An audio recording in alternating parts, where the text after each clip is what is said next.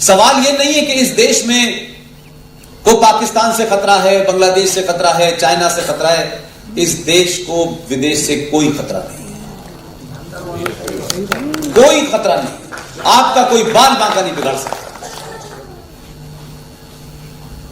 इस देश को आंतरिक चुनौतियां इतनी हैं कि 1000 पाकिस्तान भी मिल जाए तब भी उसका मुकाबला नहीं कर सकते।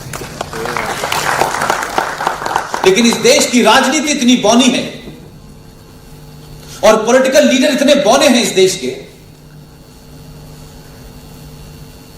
कि उन चुनौतियों के बारे में इसलिए बात नहीं करेंगे, उन चुनौतियों को देश के सामने नहीं बताएंगे। और नेताओं की बात छोड़ दीजिए, इस समाज में बड़े सारे इंटेलेक्चुअल्स हैं, बड़े भाषण देते हैं, टेलीविजन पे भी आते हैं, क्लासों में भी पढ़ाते हैं, लेकिन वो ये नहीं बताते भाई कि इस देश में 500 जगह पाकिस्तान बन चुके हैं। भारत सरकार का कानून नहीं चलता वहां। आप जान नहीं सकते सरकारी कर्मचारी की ऐसे, लेकिन अगर आप बोल देंगे तो अभी अभी मुझे दिल्ली आने से पहले पता चला कुछ विद्वानों ने एक बयान दिया है कि दुनिया में इस्लाम पीस का मैसेज दे रहा है। अब इस पे ना तो मुझसे हंसा जा रहा है, ना रोया जा रहा है। अब ये बात अलग है कि पीस का मतलब क्या हो सकता है स्पेलिंग आगे पीछे हो। लेकिन जो लोग इस्लाम के बारे में जानते भी नहीं है, खिलाफत और मुखालफत का जिनको फर्क नहीं पता उर्दू भाषा में, वो कुरान पे भी दावेदारी है, शरिया पे भी दावेदारी है और हदीस पे भी उनकी दावेदारी है। वो लोग कहते हैं कि Islam is religion of peace, और पूरी दुनिया में आप पीस देख रहे हैं। स्वीडन से लेके इंग्लैंड से लेके फ्रांस, जर्मनी, सब जगह पीस बिखरी हुई है। अगर ये पीस है तो मैं चाहता हूं कि भारत का हर हिंदू जो है वही हो जाए।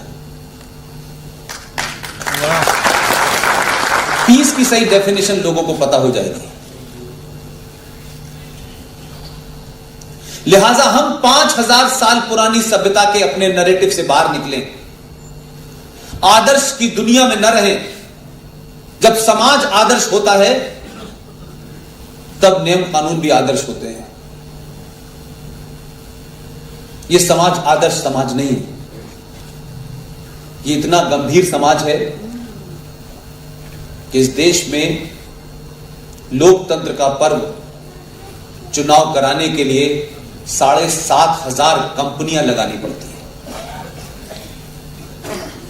ईद का त्योहार शांति से गुजर जाए उसके लिए शहर में अलर्ट जारी करने पड़ते हैं। दिवाली ठीक से मन जाए तो एडमिनिस्ट्रेशन आराम से सांस लेता है। इस देश की स्थिति ऐसी क्यों है भाई? क्या ईद पर, रमजान में, दिवाली में, होली में पाकिस्तान कोई हमला करने वाला होता है क्या? किससे डर है? और अगर यह डर है तो इस डर को समाप्त क्यों नहीं किया जा रहा? यह हम टुकड़ों में पीस क्यों खरीद रहे हैं? अगर इस देश में कैंसर फैल गया है तो कैंसर का ऑपरेशन किए बगैर कैंसर ठीक नहीं होगा।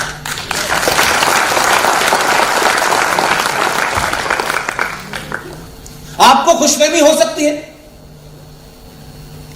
कि हम तो सदियों से साथ थे, और आपके इतिहासकारों ने पढ़ाया कि साहब बिना फड़क बिना ताल मिल गई आजादी। अंग्रेज भोले लोग थे बेचारे, वो भूल गए थे कि आजादी भी देना, इन्होंने याद दिलाया, उन्होंने दे दी। ये देश बटा पहले है या आजाद पहले? बाद में हुआ है। पहले तो ये तय करें। जिस आजादी को आप आजादी कहते हैं वो भारत के किसी सरकारी डॉक्यूमेंट का हिस्सा नहीं है कि 15 अगस्त 1947 को भारत आजाद हुआ था। दिल्ली में जब आप जश्न मना रहे थे तो बंगाल में लोग अपने घरों के बच्चों, औरतों, लड़कियों, मर्दों की लाशें गली गली, सड़कों सड़कों ढूंढ रहे थे उसी दिन जब आप झंडा फहरा रहे थे। पंजाब में आप पूछिए कितनी 50,000 से ज्यादा औरतों का रेप हुआ। उनकी आवाज दिल्ली वाले सुनना नहीं चाहते थे क्योंकि कुछ लोगों को ट्रांसफर ऑफ पावर में जो पावर मिलनी थी उसकी जल्दी में थे। 21 लाख लोग भारत सरकार के रिकॉर्ड के हिसाब से इस विभाजन में मारे गए। यह धर्म के नाम पे देश बटा, लेकिन जिन्होंने मांग की, जो दानिश्वर थे, वो गए नहीं। जो चले गए उनकी बात आप छोड़ दीजिए, और जो यहां थे वो आपके डिबेट्स में अगर आप जाएं तो अयंगर साहब की डिबेट देखें, पटेल साहब बैठे उनकी डिबेट देखें, और उस वक्त के जो मुस्लिम लीडर थे वो क्या कह रहे थे। वो देखिए, आप तो बड़े भाई हैं, आपको कुछ हमारे लिए रायतें देनी चाहिए। मैं कुछ कुछ कोट कर रहा हूं उसमें से। पटेल जी ने कहा कि यह कहना बंद कर दीजिए कि आप छोटे भाई हैं और हम बड़े भाई हैं, हमने इसकी कीमत दी है, और मुझे पता है कि आपको इस समाज से बचाने के लिए मुझे क्या क्या करना पड़ता है। अयंगर साहब ने कहा साउथ इंडिया में आपने क्या विवश रूप किया है वो हमें मालूम है। आपकी तो यह हिम्मत नहीं होनी चाहिए थी कि पाकिस्तान धर्म के नाम पर आप लोगों ने बनाया, आप लोग गए नहीं, और अब भारत में कहते हैं कि हमें अधिकार चाहिए। ये उस डिबेट का हिस्सा है। लेकिन बहुत सारी डिबेटों के बारे में बात होती है, लेकिन ये डिबेट नहीं बताई जाती आपको। ये किसकी जिम्मेदारी थी कि इस देश को ये बताएं। हमने कुछ कुछ नोशन अपने दिमाग में गलत पाल लिए हैं। एक दूसरा नैरेटिव चलता है हमारे देश में कि भारत को लॉर्ड मैकाले ने बर्बाद कर दिया, पूरी शिक्षा पद्धति हमारी बर्बाद कर दी। ये वो लोग हैं जो सच्चाई को सुनना नहीं चाहते। मुझे ये वैसे पता नहीं चला कि राणे जी ने क्यों कहा कि आज हम सच्चाई सुनना चाहते हैं। मैं तो बहुत दिन से सच्चाई कह रहा हूं।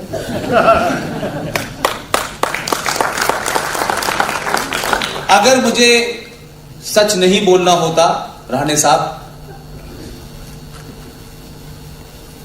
तो एक आम हिंदुस्तानी की तरह मेरी जिंदगी में भी कोई बहुत तकलीफ नहीं थी। और जिस प्रोफेशन में मैं आया था उस प्रोफेशन से मेरा मोह भंग हो चुका था। मुझे नहीं लगता था कि उसमें हम जो सोचते हैं वो होगा।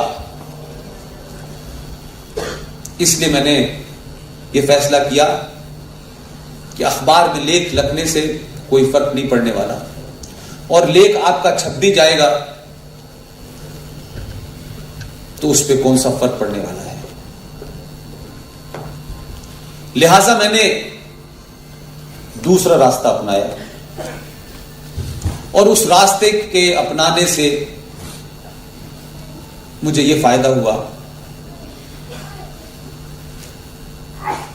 कि मैं आपके शहर में हूं, और इस शहर का हर मुअज़्ज़िज़ आदमी, गणमान्य व्यक्ति